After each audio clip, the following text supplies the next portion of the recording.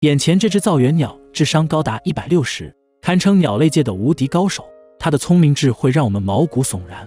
每年的交配季节，雄性造园鸟开始用苔藓作为地毯，树枝搭建宽广的亭子，同时选择颜色鲜艳的花来装饰。眼前这座复杂装饰豪华的别墅，是用99900只树枝搭建而成。漂亮完美的别墅就是它的婚房，目的是吸引自己余生的另一半。别墅内部宽敞明亮，大门朝南，风水也好。这宏大的装饰设计着实让人望而兴叹。造园鸟不仅是卓越的建筑家，而且也是非常有实力的歌唱家，更是万千鸟类中的模仿高手。3项技能样样都是绝世高手。美丽的歌声用于吸引雌性鸟，自己独特的模仿能力用来讨好雌性鸟。为了能找到自己的另一半，雄性造园鸟不遗余力奋斗一生。就是这样鸟类中的佼佼者，依然很难找到自己的另一半。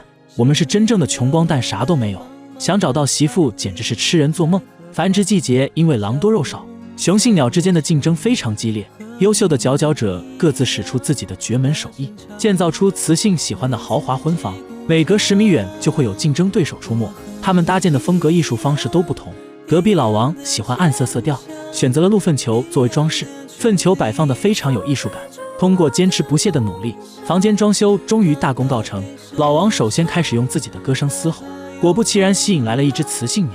老王看见心仪的姑娘来了，羞涩地藏了起来，让漂亮姑娘来观察自己的别墅，希望通过别墅留住姑娘，与自己度过余生。